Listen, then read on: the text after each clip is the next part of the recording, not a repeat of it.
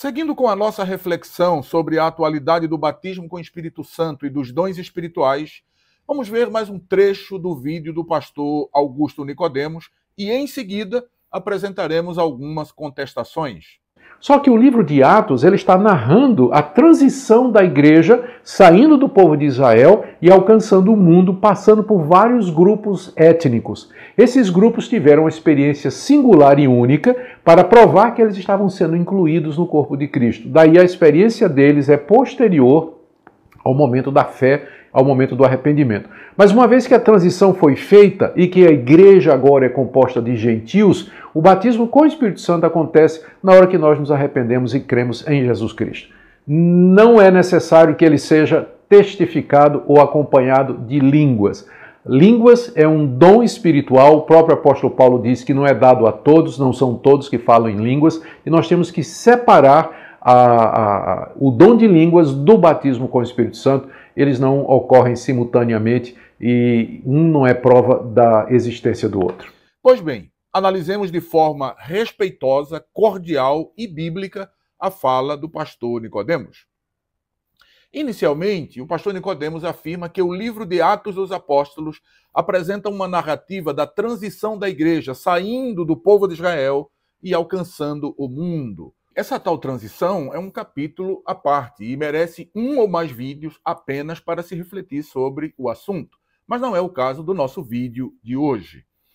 Na sequência, o pastor Nicodemos diz que essa tal transição passou por vários grupos étnicos que, segundo ele, tiveram uma experiência singular e única de receber o batismo com o Espírito Santo após o novo nascimento. Ou seja, com essa fala, o pastor Nicodemos reconhece que os irmãos ou os crentes que foram batizados com o Espírito Santo, ali no contexto do livro dos Atos dos Apóstolos, vivenciaram excepcionalmente o batismo com o Espírito Santo após a regeneração. Todavia, diz ele, o batismo com o Espírito Santo passou a acontecer no momento da regeneração, assim que essa transição da igreja foi concluída, e a igreja passou a ser composta por gentios. Bem, essa é outra afirmação que merece pelo menos um vídeo específico para tratar do assunto. Então, prosseguindo, o irmão Nicodemos arremata dizendo que, após essa nova configuração da igreja, não é necessário que o batismo com o Espírito Santo seja acompanhado de línguas, pois as línguas são um dom espiritual. Sim, você não ouviu errado, ele disse não é necessário.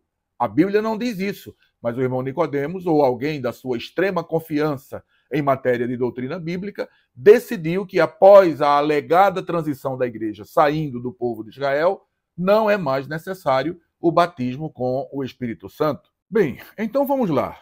A primeira coisa a pontuar é que, em sua abordagem, o irmão Nicodemos reconhece que, no período da citada transição da igreja, o batismo com o Espírito Santo foi experimentado por alguns irmãos após a conversão. Todavia, logo após essa transição, isso teria mudado. A partir de então, segundo ele, o batismo com o Espírito Santo também sofreu uma transição e passa a acontecer concomitantemente ao ato da regeneração. E mais um detalhe, ainda segundo ele, não é mais acompanhado do falar em línguas.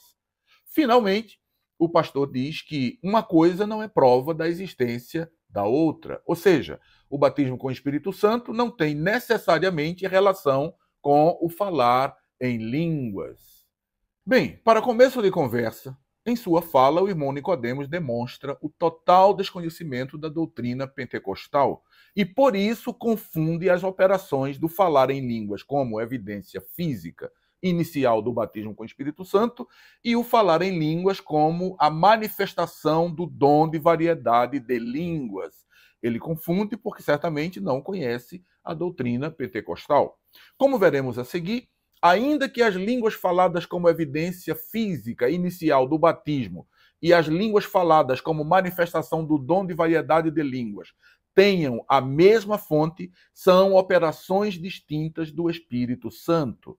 O falar em línguas como um sinal do batismo com o Espírito Santo é uma manifestação sobrenatural operada pelo Espírito Santo no crente recém-batizado, evidenciando que o revestimento de poder, de fato, aconteceu naquela pessoa. Prezado irmão Nicodemos, quando o senhor afirma que houve uma transição do batismo com o Espírito Santo, da pós-regeneração, para durante o processo do novo nascimento, nós temos aqui um impasse. E não é um impasse pequeno, é um grande impasse.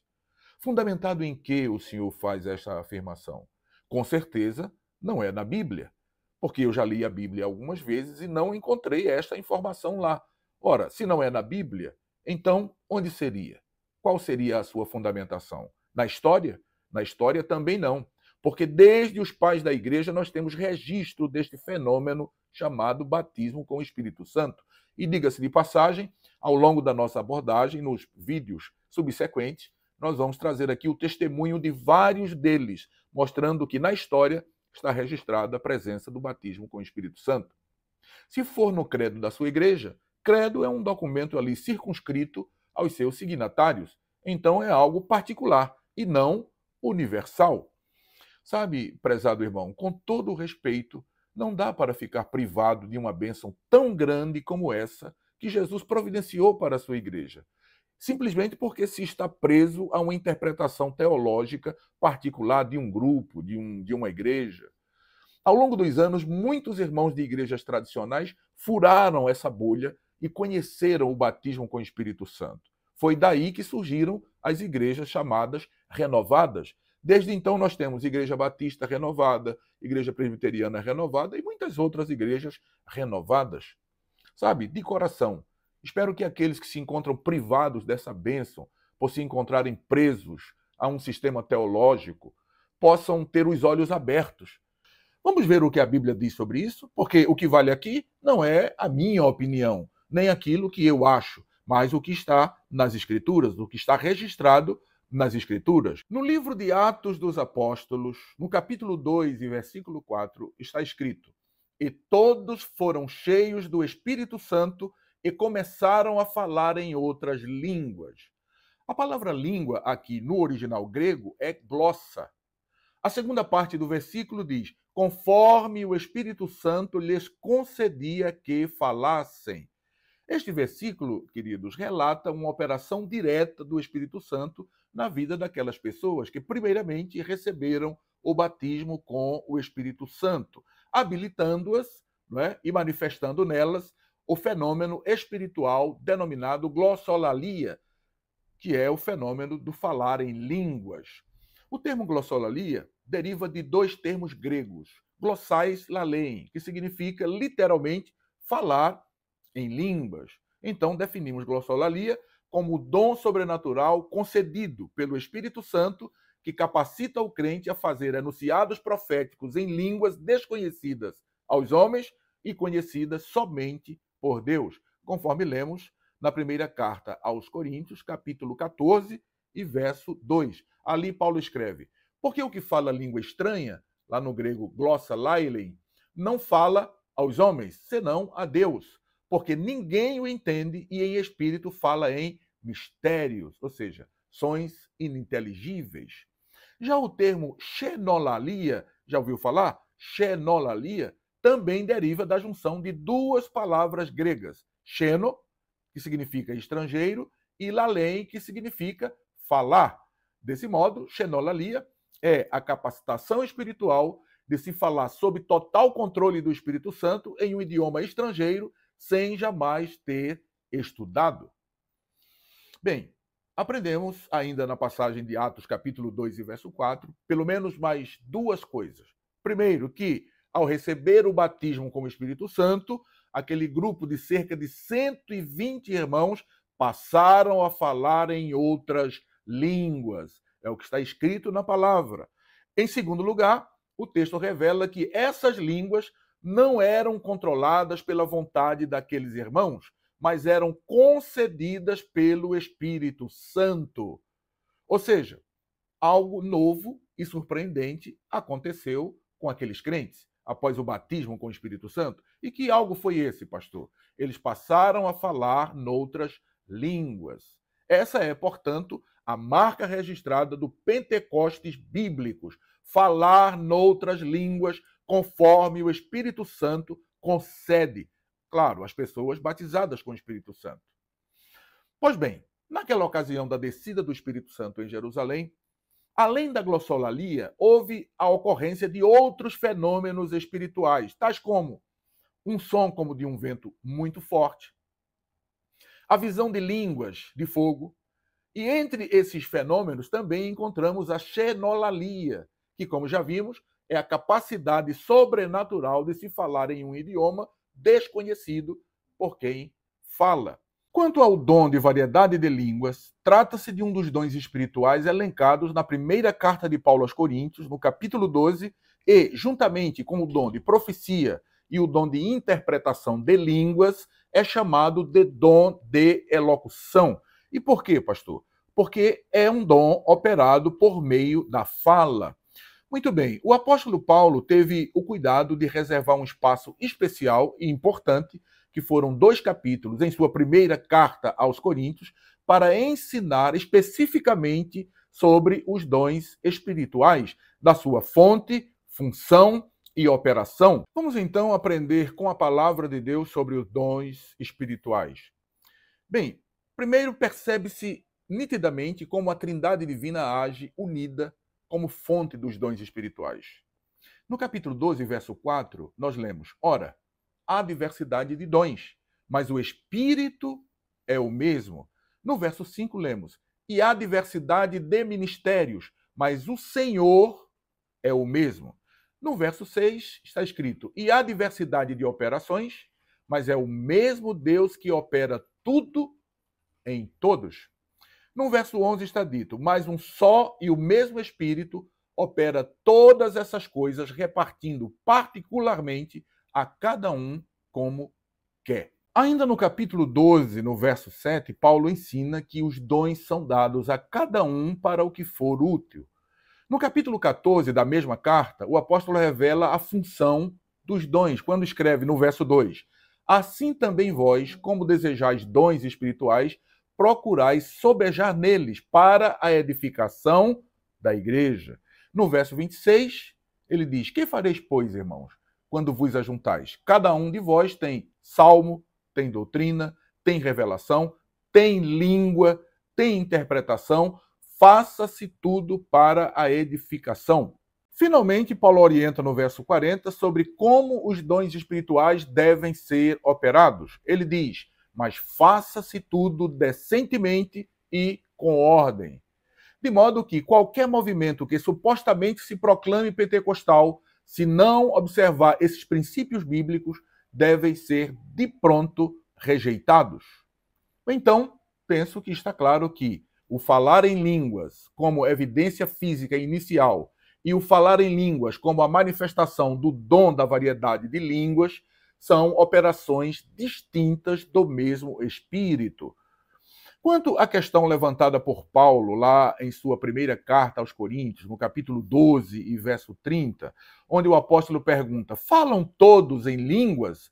Não serve, queridos, para provar que não são todos os que são batizados com o Espírito Santo que falam em línguas estranhas, como sugere o pastor Nicodemos. Por quê? Porque essas línguas às quais Paulo se refere aqui, trata-se do dom de variedade de línguas, e não das línguas como evidência física inicial do batismo com o Espírito Santo.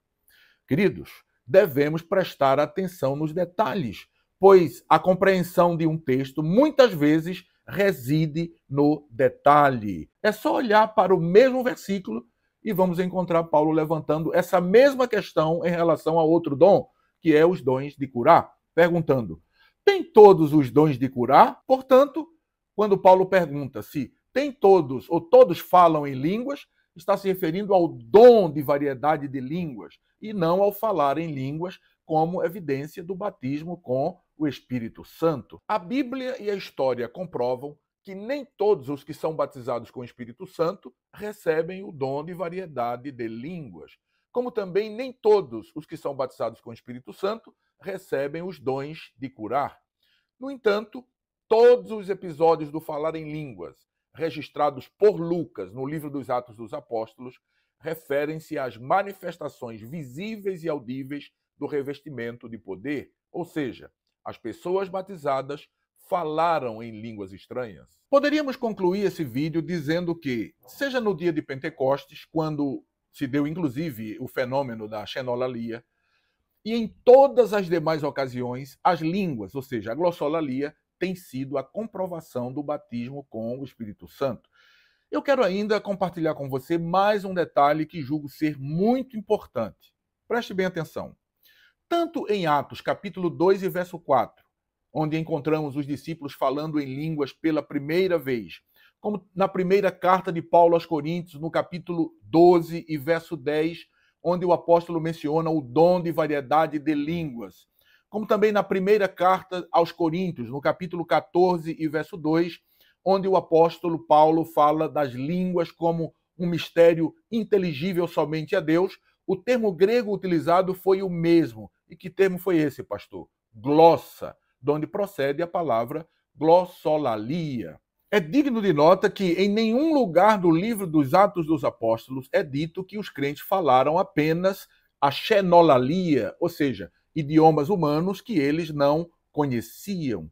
Diferente disso, o termo glossa, utilizado por Lucas em Atos capítulo 2, indica que, além da xenolalia, os discípulos falaram também a glossolalia, até porque todos os demais episódios narrados por Lucas, ao serem batizadas, as pessoas falaram a glossolalia.